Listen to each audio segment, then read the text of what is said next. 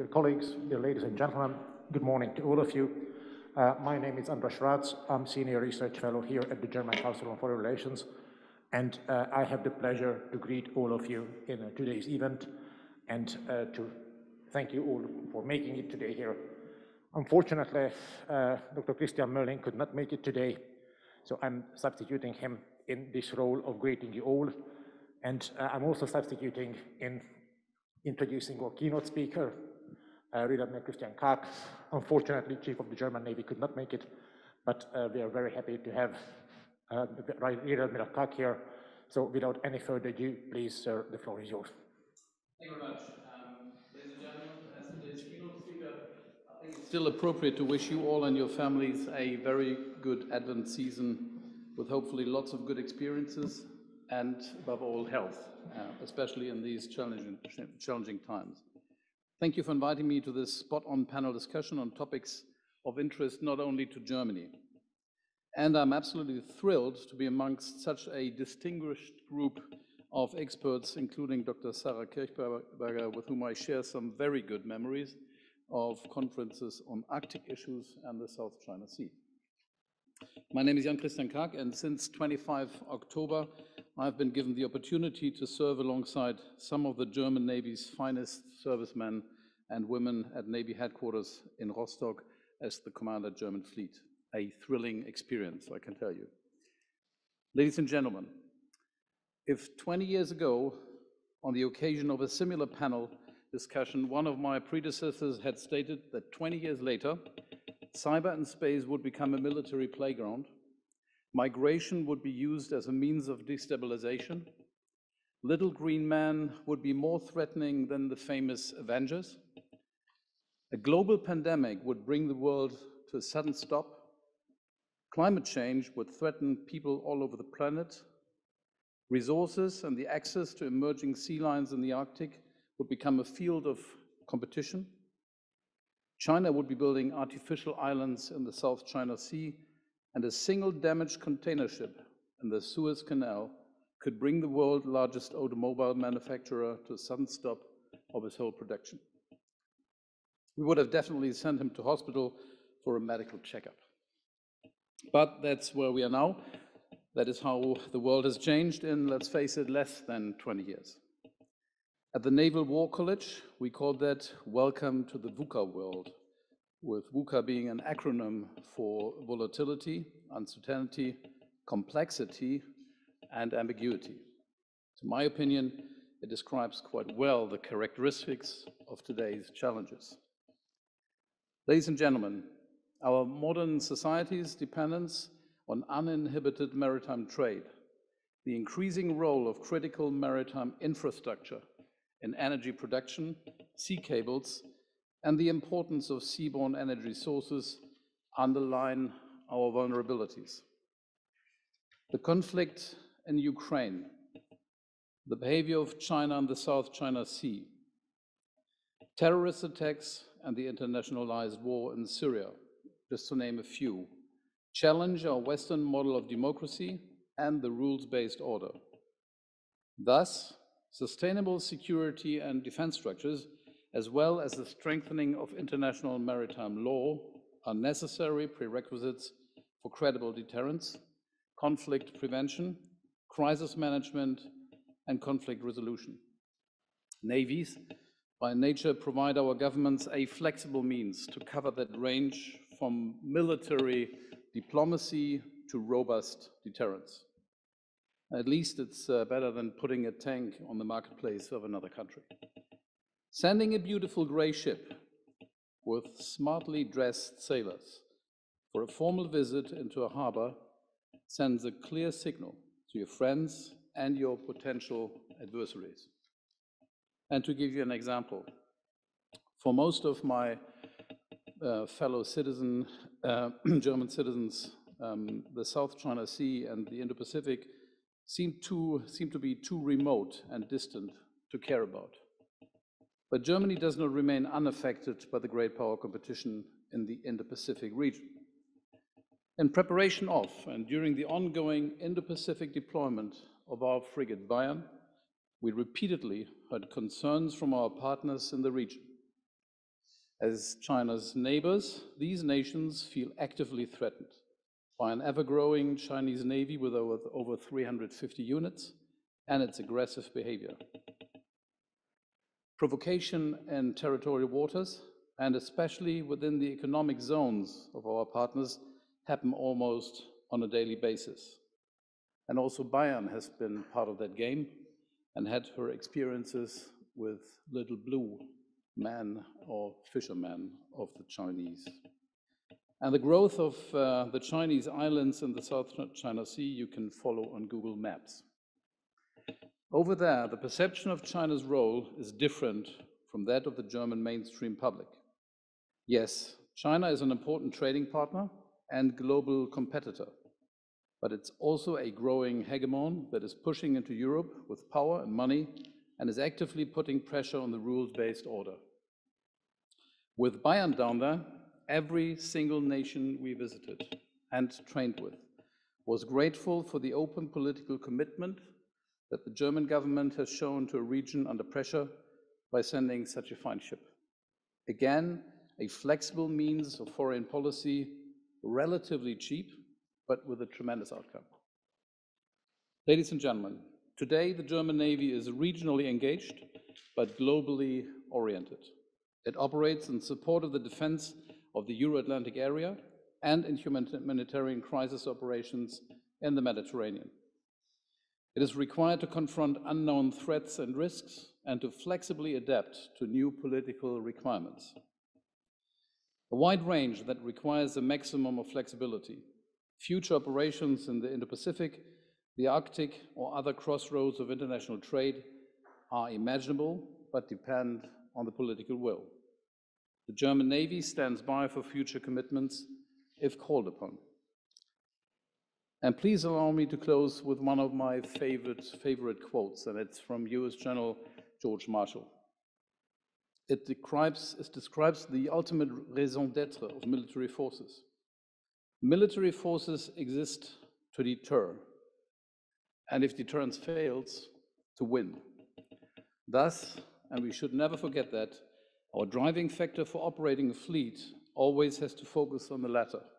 The rest comes with it. Thank you very much.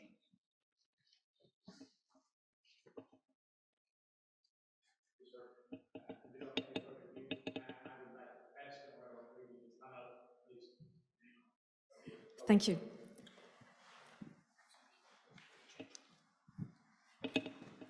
Thanks a lot for this wonderful introduction. And I particularly have to admit, I liked some wordings you made about the beautiful gray ships you were sending somewhere, which I enjoyed listening to very much. I was wondering when I listened to you, and you talked about with much enthusiasm about the frigate Bayern. I think I would cheekily ask, what difference does such a ship make in such a big area like the Indo-Pacific? And maybe already paving the way towards the panel we are going to have later on with very distinguished international speakers. Maybe just wondering what difference this one ship make in such a big region like the Indo-Pacific? And don't we need that ship here in the Euro-Atlantic area? Because you mentioned, you wonderfully outlined all the threats we are facing from China to Russia. So why sending it there and not keeping it here in the Euro-Atlantic area? Well, thank you. That's one of the usual questions, honestly. Well, it is a sign. It is a sign of political commitment, and it follows the Indo-Pacific guidelines of our government, where a weight of effort has been put into the area and to support our allies and friends over there. Sure, one single ship doesn't make a big difference, but as I mentioned, it's a clear sign of commitment that we are watching the area and that we are also willing to commit us with other means. And it follows, by the way, a long line of discussion we had within NATO as well. How can we show commitment? And there's a long list of what you can do, starting with getting knowledge of the region by sending or having liaison officers or sending your people to different international organizations, training with nations, building up the capacity and capabilities, and to show a personal commitment by being there. If I can follow on, just one question before I hand over to the panel.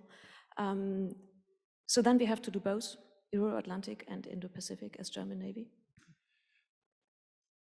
Sure. Our main task remains the defense of the Euro-Atlantic area, and that's for sure. And if the political will is there, we will find a way to commit ourselves also in other areas. So that's, if you don't have 350 ships, you just have to prioritize.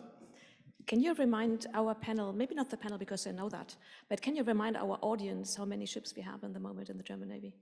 That's now hard to say. It's 55. Thank you.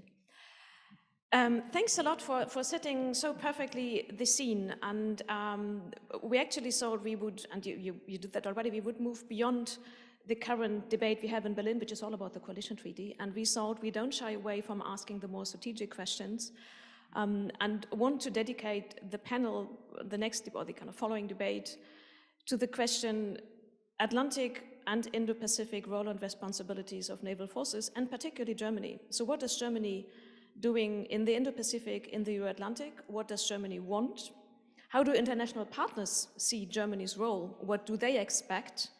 And how do other actors, Russia, China, see Germany's role? So we try to really bring the various perspectives together, and I'm really happy to have that outstanding panel here today. Despite the COVID situation, we have international guests on the panel, which is terrific. Let me welcome Bruce Stubbs.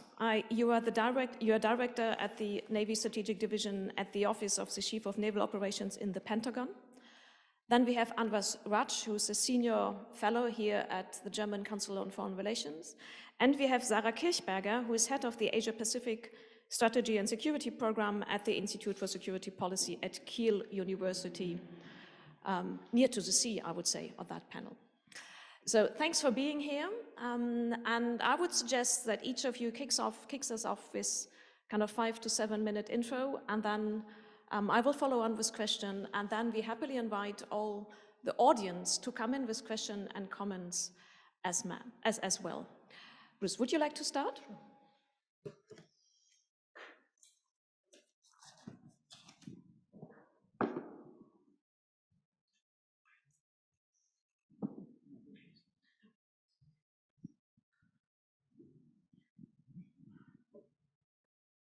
Good morning. I'm very grateful to have this opportunity to speak to you regarding our common national security interests and our shared values that are currently under threat.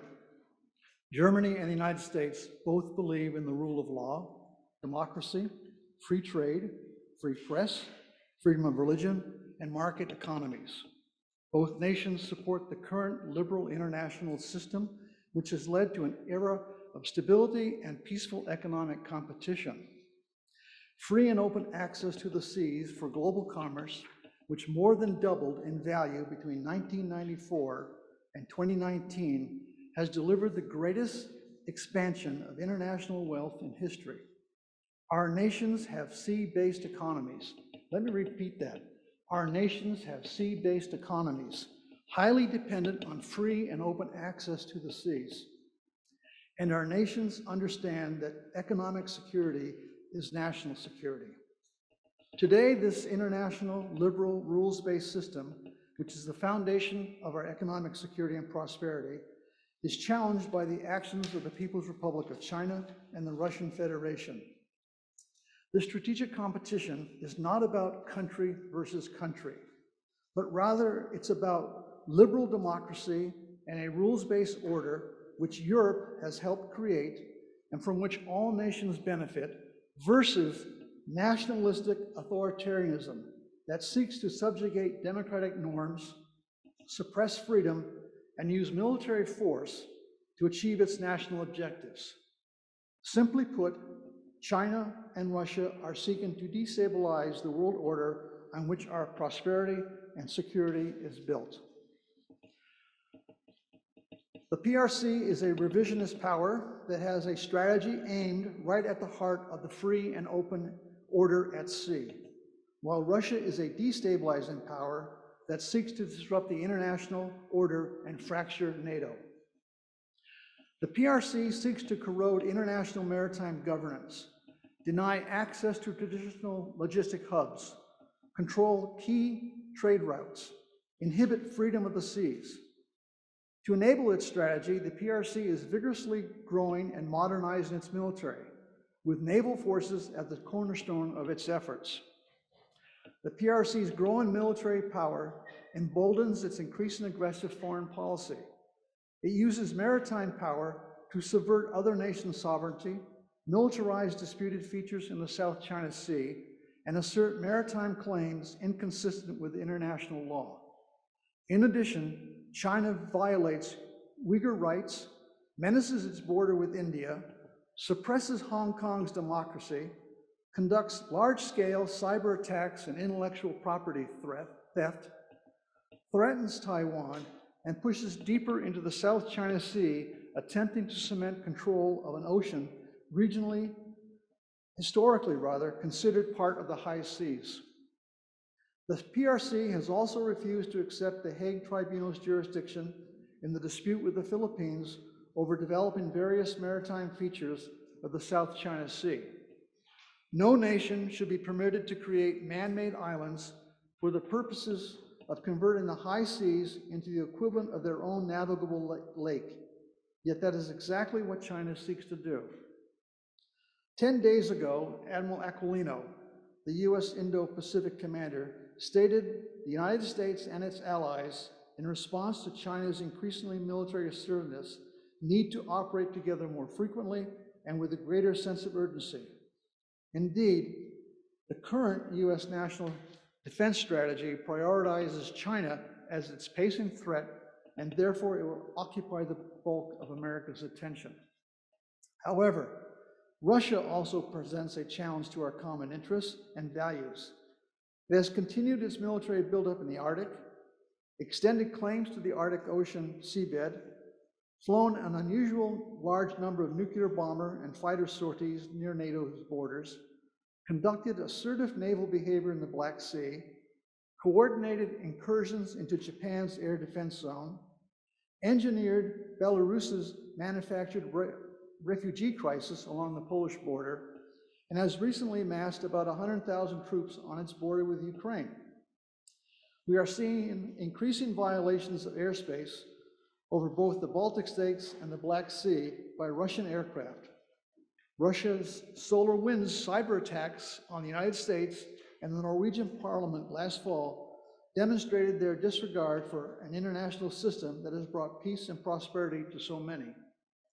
At sea in 2019, the Russian Navy surged 10 submarines into the North Atlantic, including the advanced and very quiet Severodvinsk. In 2020, a Russian submarine inside the US exclusive economic zone off of Alaska fired a cruise missile. Russia's use of information warfare, coupled with Moscow's cyber and space investments, demonstrates its intent to sow disinformation, destroy our collective will, drive wedges into our alliances, and degrade our ability to defend shared interests. Each of these efforts by them erodes our perception of strategic stability. What's to be done? Both the US and German navies must sustain high readiness levels while building combat credible forces. Sustain high readiness levels while building combat credible forces for the purposes of deterrence first and foremost, and for high-end war. To that end, we are delighted that the German Navy is making significant advances in its high-end warfare capabilities and capacities. The German Navy's decision to purchase 5 P-8 aircraft is an excellent step towards increasing its contribution to managing the overall theater ASW problem set by extending its reach and influence into the strategically significant GIUK gap. We hope the German Navy will increase that by going forward. 8 of these aircraft would enable the German Navy to track 2 Russian submarines simultaneously. We support German Navy efforts to develop combat-credible power for high-end warfare and increase maritime operations, not just in the Baltic and the near North Sea, but also out into the North Atlantic and conceivably into the Mediterranean. To that end, we respectfully offer the following observations. Readiness is the sine qua non for combat-credible power, yet all navies struggle to reconcile it while developing capability and capacity. As Russian warfighting strategy views the first 2 weeks of a campaign as determinants, NATO readiness is vital to deny them a fait accompli during those pivotal 2 weeks, while sustaining capability and capacity for a protracted conflict. The NATO concept for deterrence and defense of the Euro-Atlantic area is a good first step to these goals.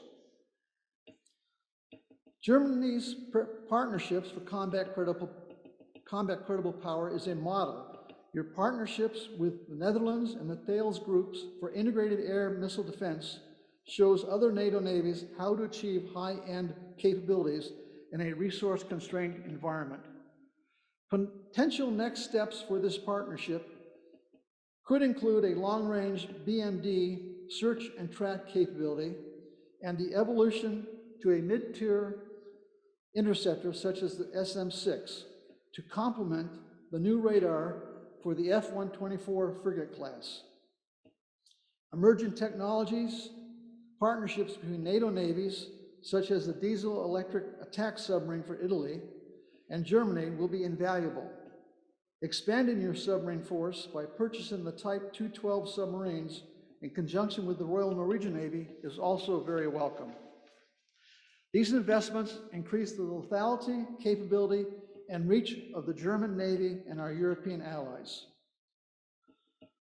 Cooperative deployments are another cornerstone of combat-credible power for deterrence because they build interoperability and break down barriers to information sharing and technology exchange. We need as many cooperative deployments as your Navy can support, such as FGS's Augsburg 2015 deployment with the French aircraft carrier Charles de Gaulle to the Arabian Gulf, and the FGS Hessen's 2018 deployment with the Harry S. Truman Strike Group, and Hessen's forthcoming deployment with the Gerald R. Ford Strike Group in 2022. Naval diplomacy, backed up by combat-credible power, is another tool to deter malign Russian and PRC behavior. The Bayern's Indo-Pacific deployment demonstrates the value of a successful influence operation. It sends a strong message that Germany is committed to freedom of access, protecting commerce, and supporting regional partners. We acknowledge the difficulty of such an out-in-area commitment presents for your Navy, but we greatly appreciate your commitment. We need to close shared gaps in naval capacity as well as preserve our individually unique capabilities in order to maintain combat-credible power. In regard to Russia, retaining our shared edge in undersea warfare and our expertise in mine countermeasures must complement the development of technologies for high-end warfare, such as long-range cooperative engagement, land attack, and resilient ISR. We see our allies as one of the greatest strategic assets the United States has in protecting the international order. As Secretary of Defense Austin has stated, I learned a core lesson over 4 decades as a soldier in peace and in war. Nobody can go it alone. Nobody can go it alone. The United States and our allies are more secure and more prosperous when we work together. The complementary capabilities your Navy creates can be the margin that deters conflict and sustains the international law-based order. As Kurt Campbell, President Biden's National Security Council Indo-Pacific Coordinator, has stated, quote, "The United States is here to stay in the Indo-Pacific.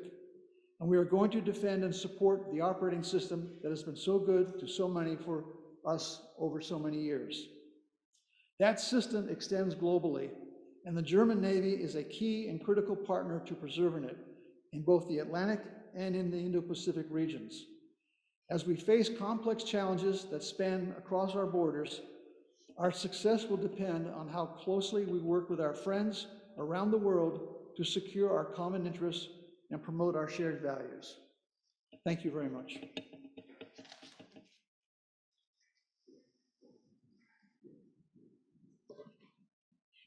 Thank you, thanks a lot.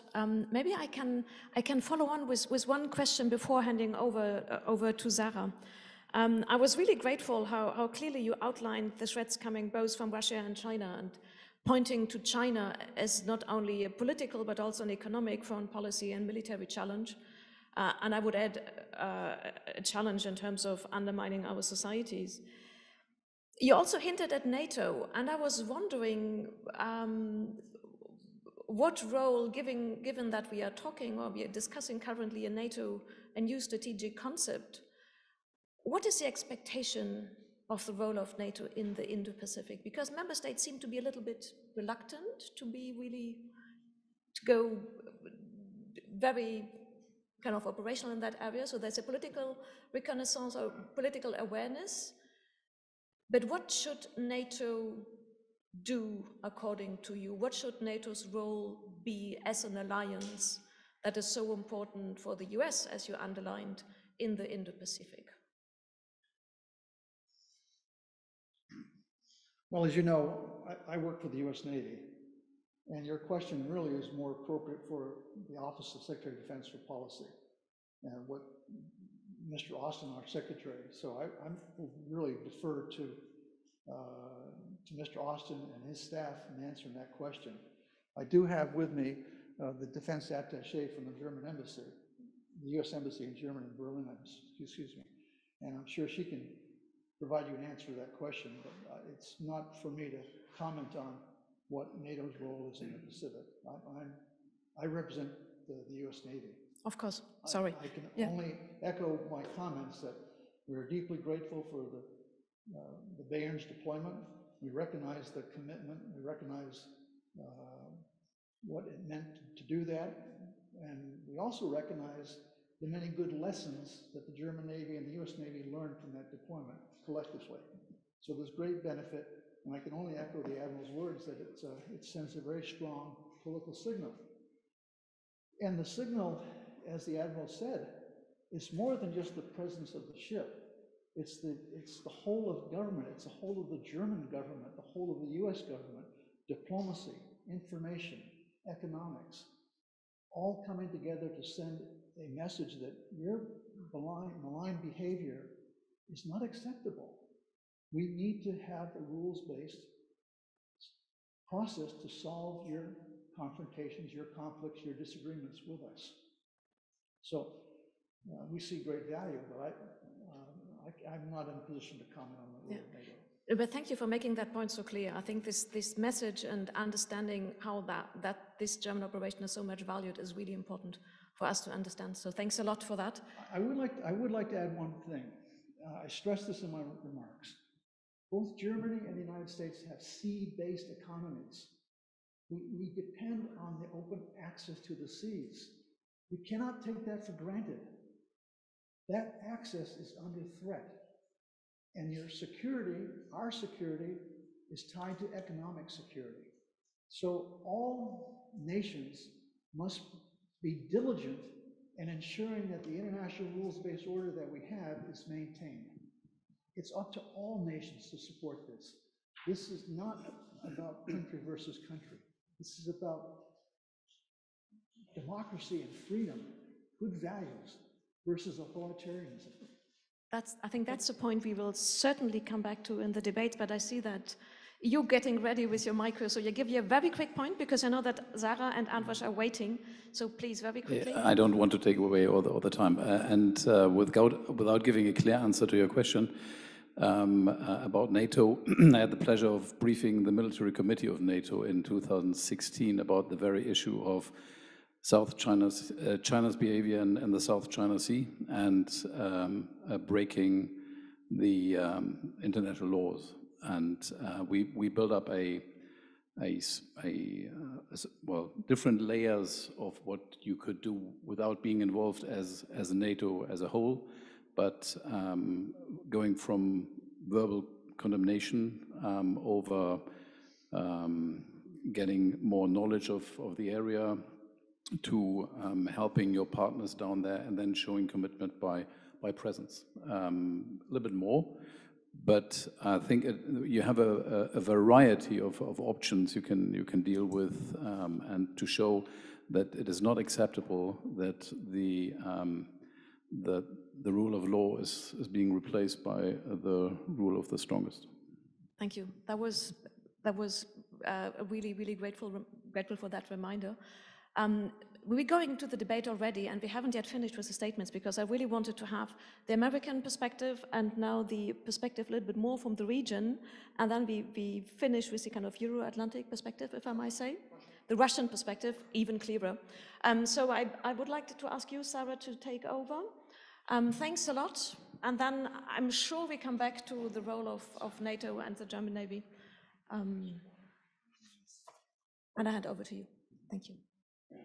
Thank you very much, Claudia, and it's an honor to be here in such distinguished company and giving an analyst's perspective on these issues that were already mentioned. And I can only fully agree, of course, with Stubbs and Admiral Kaack talking about what's at stake here. But I would like to maybe make the issue of what is at stake a little bit more easy to understand by mentioning a couple of recent happenings. For instance, the Philippines is a country with not a very strong navy. And within the Philippine exclusive economic zone, where the Philippines has the exclusive right to conduct economic activities, we recently had an incident where Chinese Coast Guard vessels inhibited the Philippines from servicing a reef, the Second Thomas Shoal, where Filipino service people were stationed, and they were not allowed to bring them provisions because the Chinese Coast Guard hindered them using water cannons. So basically trying to police what's going on within the Philippine EEZ. That's one of many such examples of bullying, basically, bullying a smaller country. And that is a concrete example of what is at stake if a big country like China does not adhere to the rules, because there's a ruling, an arbitration award since 2016 that clearly states that China has no historic rights in these waters. So this is not legal what's happening there. But the more worrisome hotspot even, in my view, is Taiwan. And I just want to, because this is probably a European audience, again, describe a little bit why I am so worried about the Taiwan hotspot. There's, from the Chinese point of view, a lot at stake. Taiwan is not just a democratic island and as such a thorn, you could say, in the CCP's view of what the world should look like. It's at the core of the security dilemma in the Western Pacific due to the security guarantee that the United States implicitly upholds for Taiwan. But there's also a geostrategic dimension to the meaning of Taiwan, because it is the cornerstone in this chain of islands, the first island chain, that sort of hinders China from unimpeded expansion towards the Western Pacific. It has been called an unsinkable aircraft carrier, moored just 100 nautical miles from China's eastern coast. So from China's point of view, that is not an optimal situation.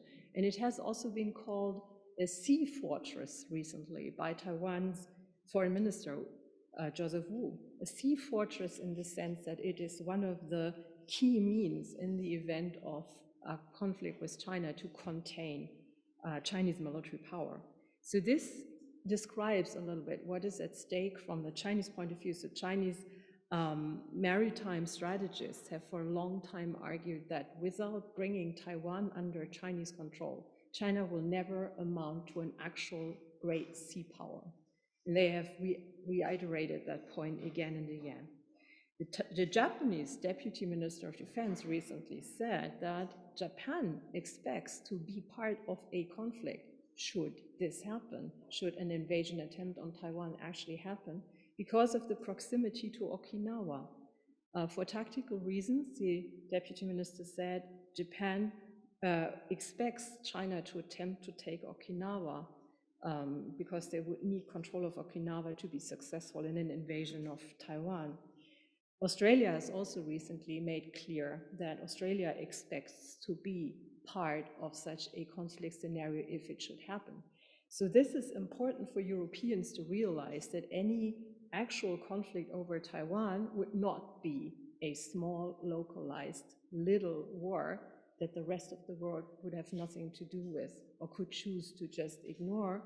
It would most likely escalate to a regional war, even maybe an even larger war. So from this follows, and I can only underline what Admiral Kaack already said, this must be deterred from escalating. This whole situation must be contained.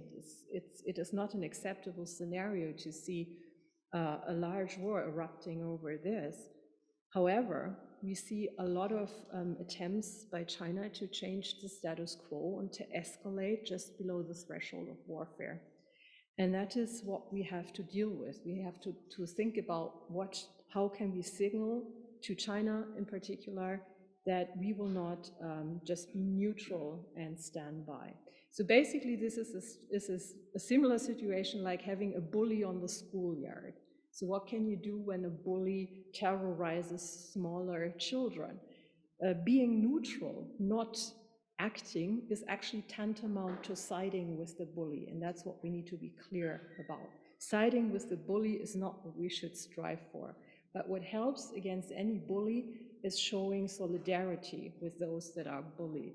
And the more showing solidarity, the more effective the strategy. So this is the role of Europe that I can see. We do not have the military means to influence the calculus in the Western Pacific significantly. Of course, our sending a single frigate is not a military strength signal of any kind, but it is a very strong signal of solidarity. And I have received feedback from the region, from various countries, including Taiwan, that they really, really appreciate us doing that. They said they already see themselves as in a Cold War almost and strive to be like Western Berlin during the Cold War, which is sort of a sad analogy to bring into the table. But Western Berlin was also dependent on solidarity from the outside world to ensure its existence. So that's what we can do. And we should also wonder how we can signal a stronger commitment than we are doing now without escalating the situation and without diminishing our own capacity to act in the Euro-Atlantic area. And I've heard a very good suggestion recently, I forgot from whom, it's not my idea, but I liked it a lot, and that would be something like a coordinated presence of European countries, to coordinate and take turns, basically. So make sure that any European vessel is always in the region. It could have something almost amounting to a very small tripwire function, but mostly it would be a signal that there is an uninterrupted, continuous interest of European navies. And that's what I would like to see from the German Navy in the future, maybe coordinating even more with the other Europeans in the region. The French, the Brits are always almost there, but we also have other countries in some cases, and one could maybe find ways of coordinating what we do there a little more. Apart from that, I think what we are already doing is a very, very good start. After 20 years of absence from the Western Pacific, it is not a small signal. And we can see from the reactions also from China denying the frigate Bayern a port visit in Shanghai that the signal was received. It was received as a signal of solidarity. So that is actually proof that what we have been doing there is not in vain, even if it is in itself not, of course, able to change the equation. My last remarks would be to the AUKUS pact that has recently been concluded between Britain and Australia and the United States. AUKUS, I think, is exactly a reflection of the fact that the UK and Australia in particular are a little bit further ahead of the learning curve than we are, and have understood the need to put forward a more determined signal of solidarity in the face of the bullying that we're seeing from China. As such, I find that a very good development, actually. There has been a lot of criticism of AUKUS in Europe for various reasons, but I think what counts at the end is the difference that it makes in the risk calculus of the Chinese leadership. And that's all we can hope for as Europeans, as NATO, and also as the United States, is to influence the risk calculus of the Chinese Communist Party. Because as a China analyst who's been working on this issue for more than 20 years, I am convinced that the Chinese will never attack Taiwan if they have serious doubts about success. And this is what we can try to achieve. We can try to make sure that they can never be certain of victory. Thank you very much.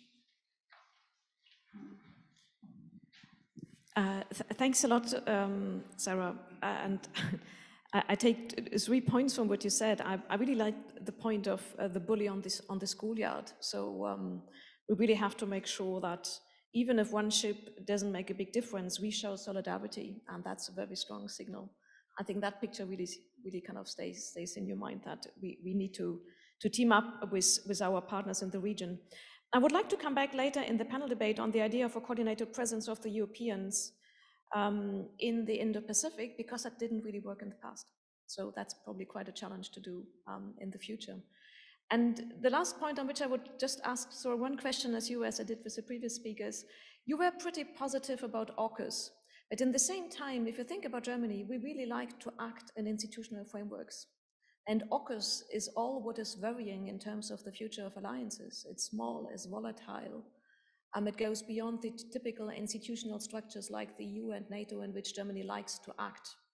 Is that the future in the region, where we have so many overlapping smaller frameworks like Five Eyes, like the Quad, like AUKUS?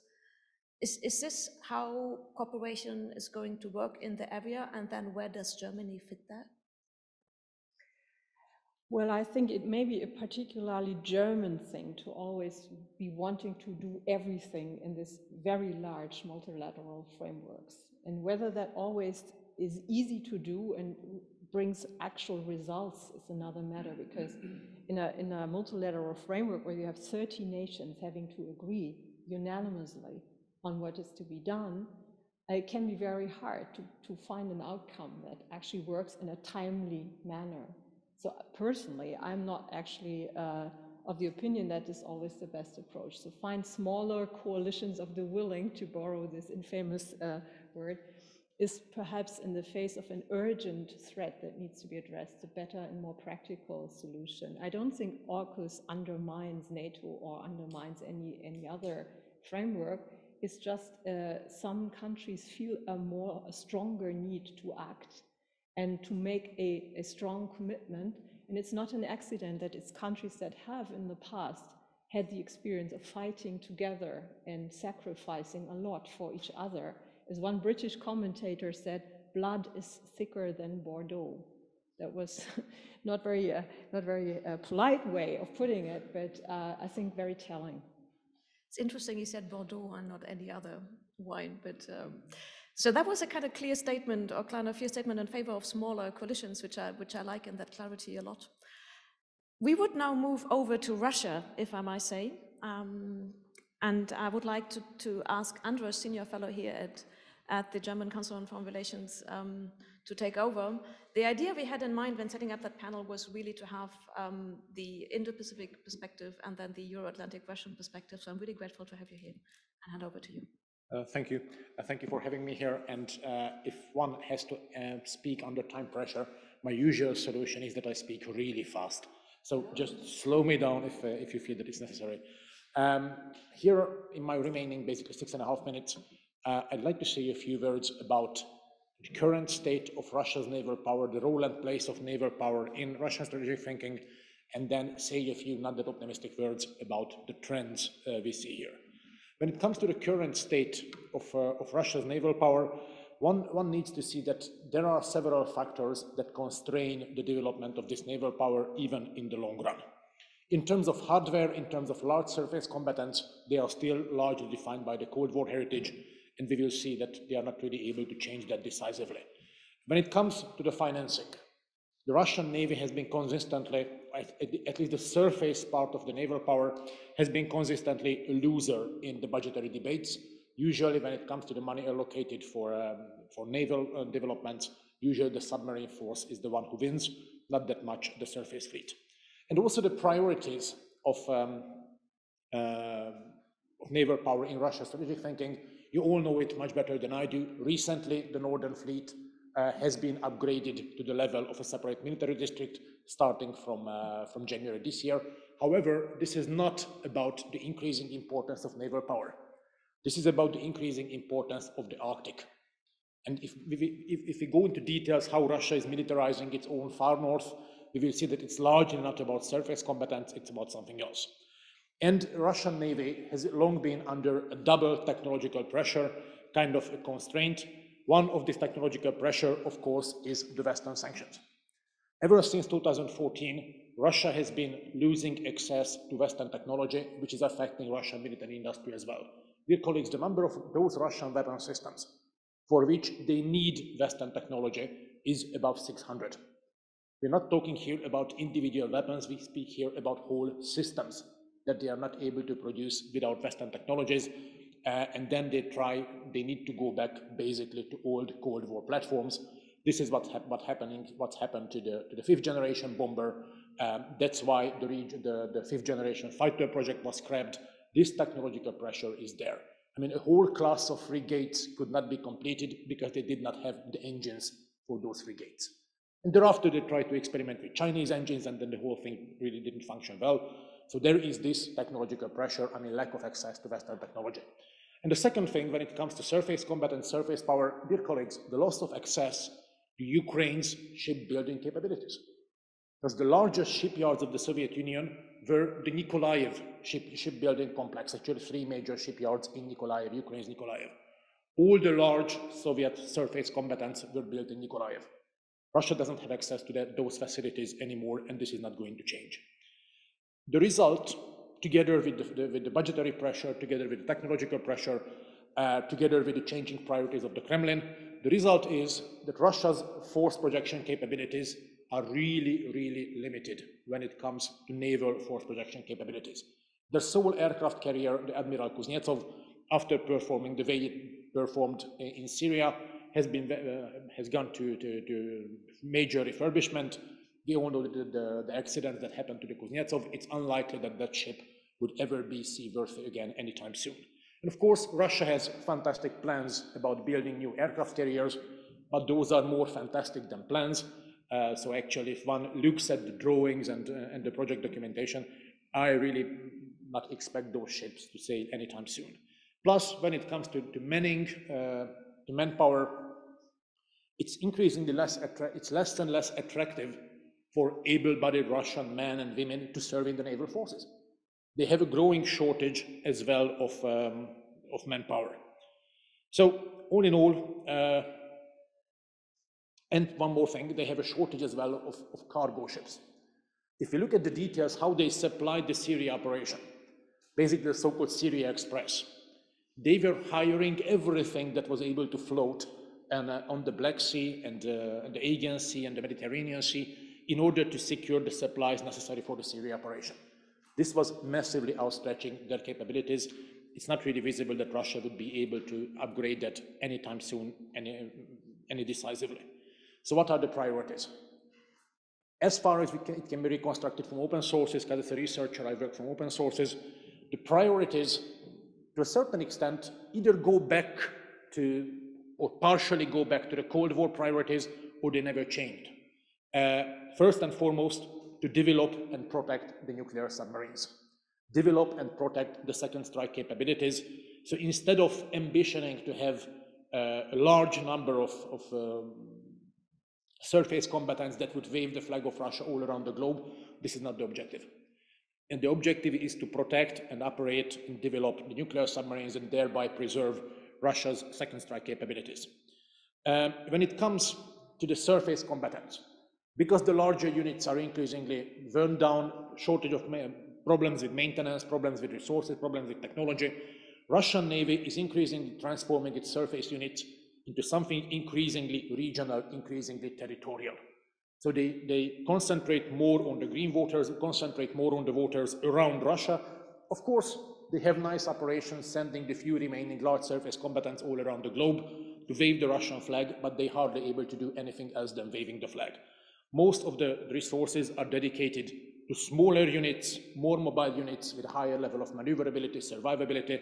And the scary trend here is that they are making quite a progress in equipping the smaller, very mobile units with long-range, high-precision weapons. You all remember the caliber strikes in Syria, which were launched from small surface combatants that were located in the Caspian Sea. That was quite a technological demonstration, and Russia keeps going on that way. They installed the caliber platform and the number of other caliber systems and the number of other systems to a larger and larger number of platforms. They are pretty good in that. When it comes to the regions around Russia, it's not only China which is altering the geographical realities, it's also Russia. Dear colleagues, by the illegal occupation and annexation of the Crimea, Russia altered the physical reality in the Black Sea, particularly when it comes to the bridge over the Kerch Strait. So the bridge which connects the occupied Crimea to mainland Russia.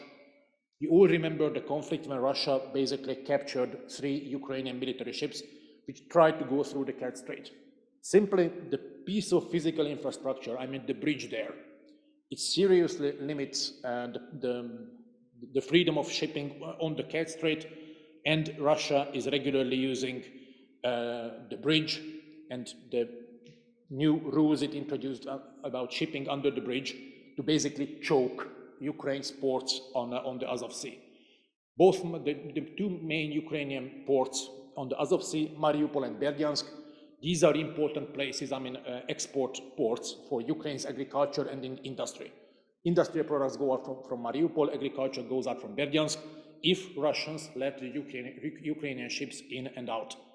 And their experiences so far, when they blocked or hindered shipping on the Azov Sea and across the Kerch Strait, dear colleagues, from Russia's perspective, the experiences are positive. What did they lose? Yes, of course, there were a few condemnations, but what's the cost on their side? So I'm pretty pessimistic. I mean, I don't really see why Russia would not try it again should the Kremlin decide that it's necessary. Moreover, what happens, and here I'm really just as a researcher thinking free, what happens if Russia would try the same thing at the port of Odessa, what they have done on the Azov Sea? What would we do then? If Russia would further limit Ukraine's sea trade, are we ready to do that? Are we ready to counter that? I'm not sure. And to finish up with the Arctic region, it's a growing priority for Russia, so we are shifting basically from the south to the far north. The Arctic region is increasingly a priority for Russia, also both from the defensive perspective, I mean, because of climate change, because of the Arctic ice melting, Russia increasingly feels that it needs to protect its own northern borders, but it's also about controlling the sea routes, the Arctic sea route or northern sea route, depending on which language do we use. So in the newly established Northern Fleet military district, Russia is continuously deploying newer and newer A2AD capabilities, modernizing airports, upgrading airports, trying to open ex-Soviet bases, which is quite problematic because they don't really find the manpower to serve there, but still the trend is there. And there is an increasing duality in Russia's Arctic policy, and that's where I come to the end. You all know it very well that from May this year on, Russia has been holding the chairmanship of the Arctic Council for 2 years. And if one reads the Russian Arctic Council chairmanship, the program, dear colleague, the nicest program I've ever seen. It's all about peaceful cooperation, about the joint civilian development of the region, and about developing the region along the shared interests. All nice, great, and beautiful. So this is one track. But parallel to this civilian development track, this very peaceful development track, there's another track, the ongoing militarization, which Russia does absolutely parallel to the Arctic Council chairmanship program. And the challenge here is that the Arctic Council chairmanship is for 2 years, right? It's a rotating chairmanship, and every 2 years there's a new chairman country. So these very peaceful development projects and priorities, which are unquestionably important, of course, and it's really in our shared interest to develop the Arctic. So the Russian Arctic Council chairmanship will soon come to an end, 1.5 years. We will see what will happen to those priorities. But the militarization, effects of the militarization are long-lasting. So the Arctic Council chairmanship program is something temporary, something short-term, 1.5 years left. But the effects of the militarization Russia has been conducting in the region, they are going to stay with us. So that's my not that optimistic ending here. And if there are any questions, I'm happy to try and answer them. Thank you. Thank you, András. Just 2 points many points I take from your presentation, but two I would like to underline again. The first is the point that you made already in your statement. Russia is a destabilizing power, and you went even further and said by changing political geography, by the annexation of Crimea, it actually does change considerably the setting exactly. in and around Europe. So destabilizing might be even too friendly, I would say. And the second point, a clear focus on the Arctic and the militarization of the Arctic is something we really need to be aware of, and even probably more aware of than we are in the moment. Listening to you, I had the impression all what you said brings me to one conclusion, and if I rephrase it, dear German defense forces, stay in Europe because you have much business to do here. Is that the conclusion you would take, given that we are on a panel, Euro-Atlantic, Indo-Pacific? Because listening to you, one gets worried and it's like, hey, we'd rather stay here. Is that your conclusion? Thank you. As a foreigner who has the pleasure to work in DGAP but still remains a foreigner, I try to refrain from commenting German foreign security and defense policy. Simply, it's not my field of expertise. So how I could try to contribute to answer your question, it's unlikely that the focal points of Russian Navy would change anytime soon. Yes, they have facilities in the Far East. Yes, they have some units in the Far East, but the main focus of these naval forces are likely to stay on this side of Russia, so the Baltic Sea, the Arctic Sea, and basically this region. And the ones who do the planning for German naval forces and also for the Allied naval forces, I'm sure that they are aware of this much more than I am. So I hope this is an answer. Can I maybe just follow on Russia, one question? What was the Russian perception of the Bayern going to the Indo-Pacific? Again, please. What was the Russian perception of the German frigate Bayern going to the Indo-Pacific? Was there any reaction, or was it? Of course, Russian military press covers it. They report about it that one ship alone is not going to change the realities, but if one reads the Russian military press, the reflections are exactly what the Rear Admiral elaborated here. It's about showing solidarity. It's about Europe kind of showing that it cares about that region as well. Russian military thinking from this perspective is very much capabilities-oriented and hardware-oriented. So they realize that one frigate is one frigate, not more, but still they, of course, they note it. Thanks.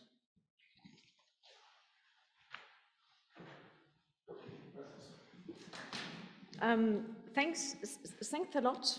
And I would like to bring the four of you together with some points that you all touched upon.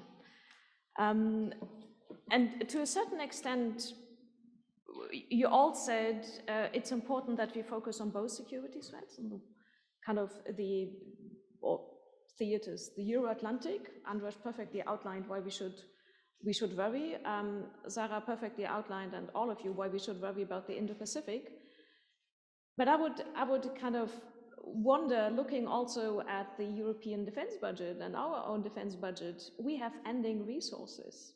So to what extent is this not a little bit dreaming that we can do everything? And to what extent should we not put some priorities in the future?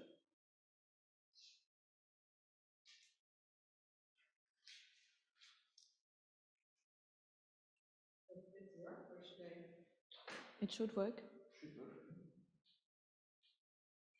So,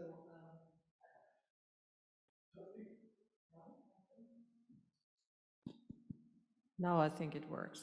Okay. Yeah, let me just mention one thing there. I think it's actually not a very accurate concept of reality to think that these two theaters are completely disconnected, because we know from studying Chinese military doctrine that, like, the first thing that would happen in the case of an escalation, the Chinese would go to try and asymmetrically destroy the systems that enable networked warfare, which means they would go after satellites and they would go after cyber infrastructures, which are not limited geographically. So to think that the Euro-Atlantic area would remain as such unaffected by an escalation in the Pacific is, I think, a wrong notion that is not rooted in reality. So that's one reason why it doesn't make sense to separate these two theaters so much. It's actually about keeping the peace in all these areas simultaneously. Also, we must look at possible coordination activities between China and Russia. There are worrisome signals that the Russian and Chinese leadership is intent on coordinating ever more closely in military affairs. Just very recently, they have publicly renewed such a commitment to integrate closer. There's a lot going on in defense technological cooperation, especially since the Crimea takeover. And there is a danger that these two powers, the large Eurasian powers, could coordinate trouble at both ends of Eurasia at the same time. And what do we do then? This could lead to really serious overstretch problems. And so the question should not be, we have limited defense budgets and therefore we should pretend that the rest of the world does not affect us and concentrate only on our own backyard. The question should be, are our limited defense budgets not perhaps anachronistic? Because historically speaking, let me mention that there's a very nice study from the 1980s by an engineer named Pugh, The Cost of Sea Power. And that man has made an analysis stretching, I think, 200 years. How much do normal countries during peacetime spend on defense? That's one part of his research. And he looked at it and he came up with a continuum of the normal defense spending that was between 2 and 6% of the GDP for all the countries that have data on that during the past 200 years until the mid-1980s. So our 1.3% that we spend in Germany is actually far below the minimum spending that was considered, empirically speaking, normal in history. And that should maybe be one of the things to take away from this question. The question is maybe, are our defense budgets realistic? Not so much the other way around. Before I hand over, because that actually invites to hand over the question to you, but Sarah, as much as I agree totally agree on the point you made on the defense budget, I think political reality also teaches us that the defense budgets are not going to rise anytime soon the way many security analysts would like it to rise. And if you look at the German defense budget, 2013, 33 billion, now we're at about 50. It has already changed, but it's not likely to be the wishing list or the kind of Christmas wishing list we in December might wish for. So I think although there is a temptation to say we need this, this and that, I think the real challenge is what we do with the means we have. And this is probably then, when I hand over to you, the point that Sarah perfectly made to show we don't have separated theaters, they actually are interlinking, which makes the task for you even more complicated. So what would your stand on that would be then? Why did you kill my dream of getting more money for my people? I didn't kill it, I just wanted to be a little bit realistic. As always, those that prioritize everything prioritize nothing. And that also comes with availability of capabilities, of units and everything. Now, first and foremost, and that is what you can expect from a German military, is the defense of the Euro-Atlantic region. That's our country, that's our people, that's our freedom and the way we live. And that must be, under all circumstances, our main subject. And being away in Norway for 2 years, for the last 2 years, and taking a close look from other nations' perspective on the region. I can tell you, they do see the reality different than we all see it here. They increase their budgets by 50% in Sweden. They go back to the national draft. Norway, the Baltic states, Finland, all are increasing their military budgets, and that, I think, is for a reason. And if my friend feels threatened, I stand by him. That's what we expected during all those years during the Cold War, and that's what they can expect from us. And coming back to one of the points that Sarah made, stop thinking in regions. That's old school. Start thinking in dimensions. And as I always said up there in Stavanger, I'm a little bit more frightened of the gray zone in between eternal peace and the local outbreak of kinetic energy to achieve a regional goal. Example, Crimea, because we are already living in that gray zone with cyber attacks on hospitals and everything. And if you know, and I think András, he focused on that as well, it is not that one-on-one comparison of a ship. It is about how you put all the subjects together for a common goal. And my dear friends in Russia are quite perfect in that. And the Chinese have learned a lot from our behavior, the Western behavior to Crimea, and vice versa, the Western behavior to the South China Sea. Thank you. Stop thinking in regions. I very much agree on that one. And I also like your clear underlining of the Euro-Atlantic priority, something I was a little bit waiting for.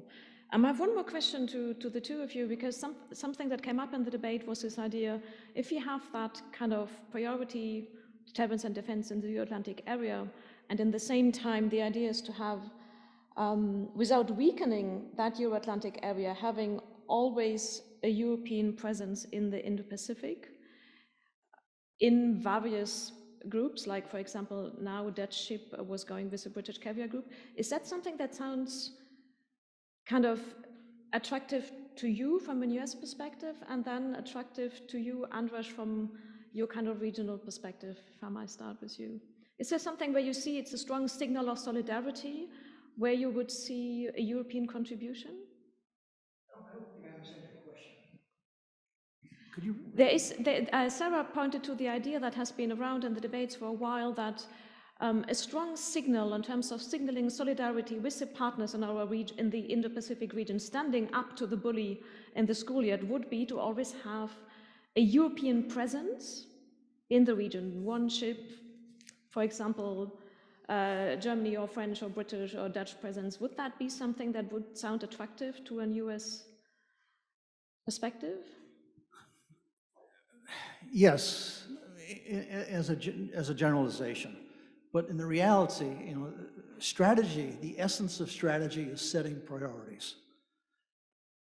And the United States has 60% of its Navy home-ported in the Pacific, and 40% is home-ported in the Atlantic region. That's how our strategy disperses our forces. So as Sarah said, that if conflict begins, it is likely to become global because of the connectivity issues. The Chinese are trying desperately to control choke points. In Djibouti, they have a base that would be very useful to them in preventing the flow of reinforcements, sustainments to the Western Pacific. Specifically about your question of having presence continuous, I don't think from a practical point of view, we call that 1.0. 1.0 presence is doable because of the distance, the tyranny of distance that we both have here. And I think we need to look at different instruments, different ways of of doing deterrence. For example, the United States is going to host a summit for democracy, various countries. We're not inviting the Russians or the Chinese, and they are mightily upset. Information campaigns can be just as powerful as a warship making a port call. An information campaign about the warship making a port call and being protested by a diplomatic note can be turned into an information point against the Chinese or against the Russians. So it's not just having presence for presence sake, it's having presence with a purpose and having presence that is put together comprehensively with the whole of government. So it's part of diplomacy, part of information, part of an economic, part of a way to influence without having to show that it's just a military instrument. It's a multi-dimensional way. And I think that's how we would view it. We just don't want ships out there without a purpose, without a comprehensive program that makes sense. Presence with a purpose is very much something I would kind of in big letters, if I could hear. Well, I think yes, it's presence with a purpose. Let me just tell you one other quick thing. The 20th century began with America saying, making the world safe for democracy. Making the world safe for democracy. The 21st century is beginning with China saying, let's make the world safe for authoritarianism. That is the message that needs to be stopped. That's the narrative that needs to be killed. And it's not just going to happen with military, it's going to happen with all instruments of government working together. That was a very strong call. My challenge is that I see questions in the chat, and I would like to take some, and then I hand it directly over to you, András, so you can jump in. I take two. The first, just for you, Admiral, already as a kind of preparation. You mentioned the little blue man in the beginning in your statement, and there was a question whether you could elaborate a little bit more what little blue men are. We know little green men already from Crimea. Now they are blue. So what have they been doing? And another one that I would probably also give up directly to you, András, is what does the melting Arctic mean for military and trading activities for China and their relation with Russia? I think we could probably add on, does it increase the move from cooperation to contest and conflict? You want to start, András, because I can. Had you on thank you. Just one short remark to your previous question. I mean, whether we should prioritize. When it comes to the regions, I'm trying to cover so most of the Black Sea region and the Baltic Sea region. The good news for us is that we are not alone. So here with NATO, I mean, our Nordic allies, as Rear Admiral Kaack already said, both the Swedish and the Finnish calculus is that in case of an escalation, there is no way that Stockholm or Helsinki could stay out. And since 2014, and I had the pleasure to work in Helsinki for 3 years, being a Russia analyst there, since 2014, Nordic and particularly Swedish-Finnish defense cooperation has been developing really breathtaking speed. They are making incredible progress, and this is an open-ended process. And when it comes to the Black Sea region, if there is an escalation, yes, most of the fighting, if there is a Russia-Ukraine escalation, most of the fighting will have to be done by Ukrainians. I mean, General Secretary Stoltenberg was very clear yesterday or the day before on to what extent NATO is ready to get committed for the sake of Ukraine. The good news is that this Ukrainian armed force is not the armed force that we have seen in 2014. This is an armed force more than around 210,000 soldiers, battle-hardened. Anyways, they've been fighting against the Russians for 7 years. Dear colleagues, this is longer than the Second World War. Right now, Ukraine is probably one of the most combat experienced armed forces in Europe. They really know how to fight the adversary. So in case an escalation takes place, Ukraine would be much tougher nut or harder nut to crack than it was in 2014. Would not be an easy victory for Russia either. And when and the Kremlin knows it very, very well. And when it comes to the question, what does the melting Arctic mean for military and trading activities for China and their relations with Russia? In the long run, perspectives are bright. And Russia really counts on developing the Arctic Sea route and on the trade incomes and the political gains it hopes to gain from that. But in the short and medium term, dear colleagues, there is practically nothing there. No navigation infrastructure, no search and rescue capabilities. The infrastructure just yet does not exist. So it's actually quite questionable whether Russia alone does have the resources to properly establish the necessary navigation and shipping infrastructure. And yes, China is trying to establish its presence also in the Arctic. You all know it very well. China recently declared itself a near-Arctic nation. This was not something that made Moscow happy. And there have been cases, no need for details here, when Chinese ships had kind of unpleasant encounters with Russian ships in the Far East. So this Russia-China cooperation is not something that is free of tensions. This is not an alliance. This is an occasional partnership along shared interest, but it's very far from an alliance that would be built on trust. So I expect both further cooperation between Beijing and Moscow, but also more and more occasional tensions and kind of clashes in the far north. China really wants to get its foothold there. Thank you. So it's not all sunshine and roses. Oh, it's not. Admiral, you want to come back to the little blue man?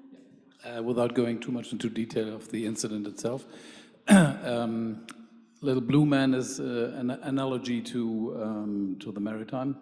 So you will see a fleet of hundreds of fishermen, all looking the same way and all controlled by the government, trying to hamper the freedom of navigation of ships. And you have seen pictures of military vessels of the US that have been hampered, and the same happened to Bayern as well.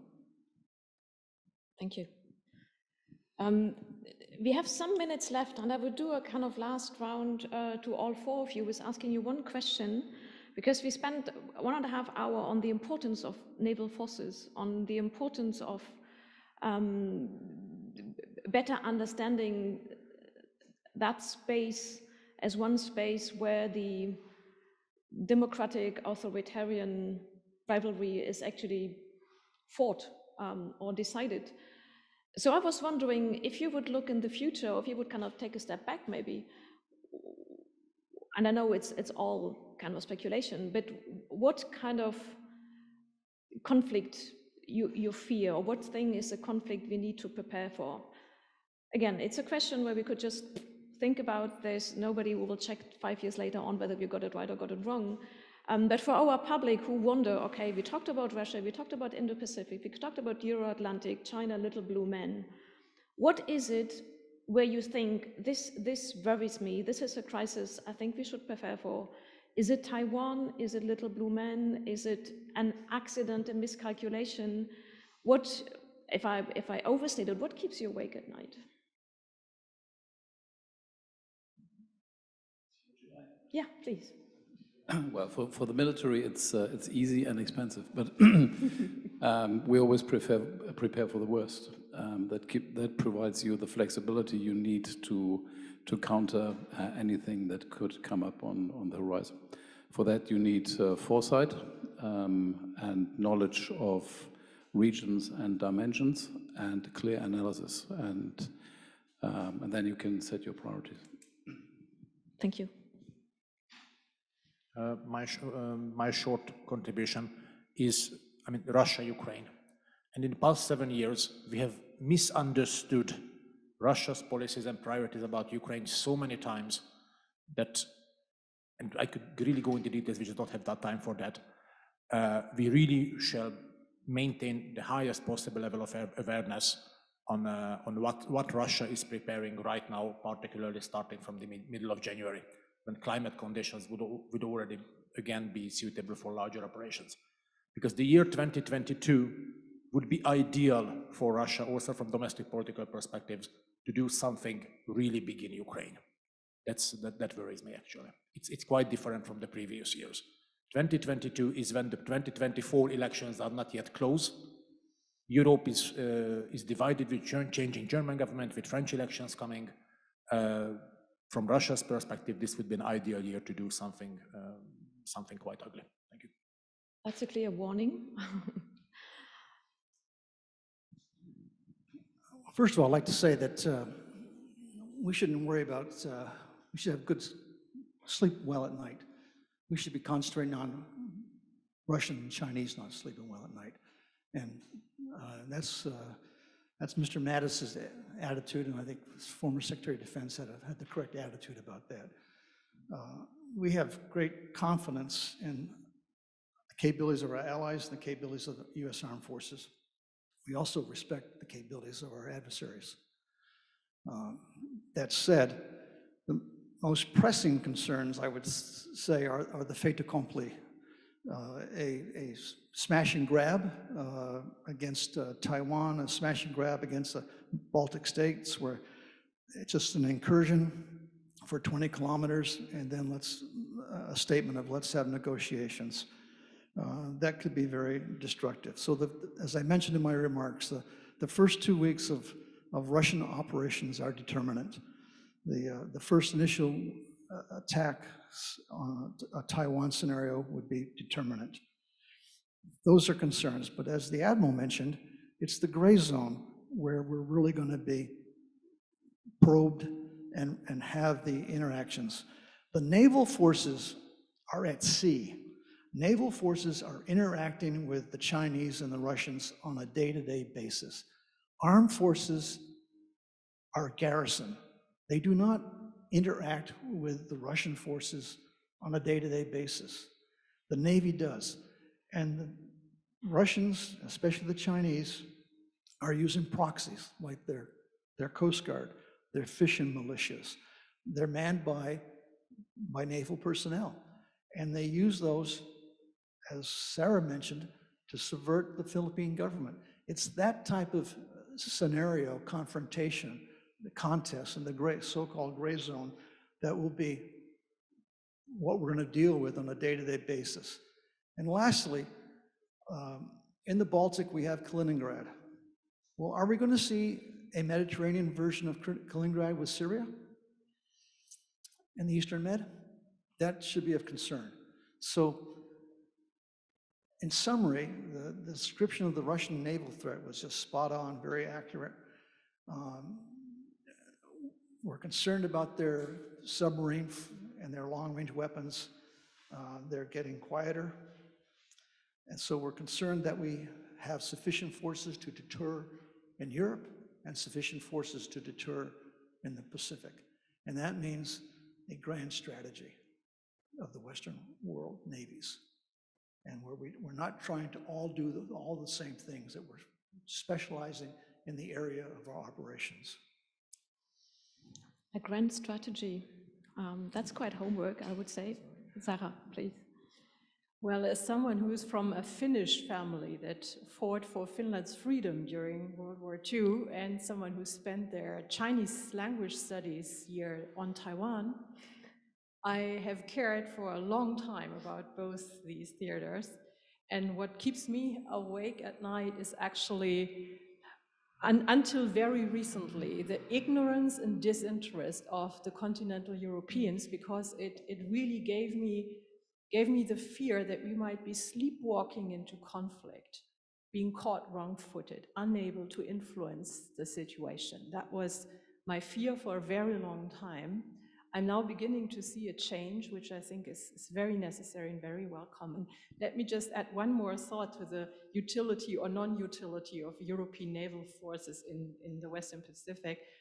I understand Bruce's point that, of course, this may not be, militarily speaking, such a useful symbol. However, being there and having their own experiences, for instance, of the little blue men, that is important for our countries to bring home that knowledge. So our navies now interacting with the regional powers, with Japan, with Australia, with other powers, and having personally this experience of being harassed, of being hindered in the freedom of navigation, that is invaluable, because an ounce of practice really is worth a ton of theory. It's no good the United States telling the Allies things are like this and like that in the Western Pacific. If you do not really experience it on your own, see it with your own eyes, it's always going to be second-hand knowledge.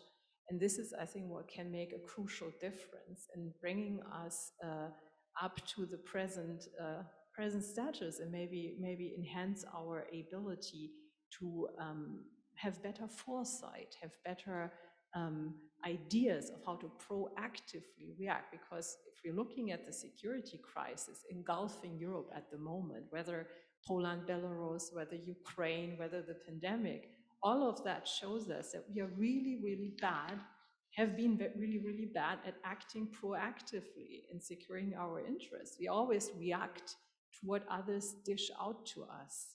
And that's why I'm so afraid of sleepwalking into conflict, denying reality, denying to look at ugly things that are happening never makes them go away. Only facing reality and doing what you can to get a good outcome is going to be helpful. And this is what we urgently need to develop, this capacity to act proactively. I really, thank you, Sarah. I really like that strong call to say avoid that sleepwalking and get the lessons you will learn also by sending just one ship there. And maybe that's a kind of necessary learning element also, if I kind of do the circle to the coalition treaty, where it's about Germany living up to its international responsibility. So if there's a willingness to really do that, this is one of the little puzzle moments, or not how you say that, one of the little jigsaw moments where you say, one element that we need to understand or to wake up to the challenges we have. But looking at the time, that's the end of the panel, and I just want to take 4 very brief points that I found some kind of leitmotifs of the whole debate. And that's what you said, the presence with purpose, not only being there, but having an idea why we are there and teaming up in a bigger strategy. I also found more or less on all your points a focus on the Euro-Atlantic region. So there is actually a first priority and a second priority, if I might say. And the third I like very much is the standing up to the bully. How do we standing up to the bully needs to be defined, and that can have various steps. You outlined them, Admiral, you, Bruce, outlined them also. But I think the conviction and the clear statement that we have to stand up to the bully is important. And what I find a very positive note for all 4 of you is this clear commitment to a strong partnership, which I think we have been lacking in the past years, particularly with regard to the US. So I think it's particularly good to hear on that panel this strong transatlantic bond being here again and the strong cooperation message. So a big thank you to all 4 of you. It was really getting interesting now, and I would have loved to ask the biggest lessons you learned from the Bayern deployment, but maybe I can ask in the coffee afterwards. Too early, it's the easy answer. A big thank you for those who came to Berlin, particularly you from the US, Bruce, and you from the northern coast. It was great to have you here. And a big thank you for the DGAP for bringing that together and having the technical setup to guide us through that debate. Thank you very much.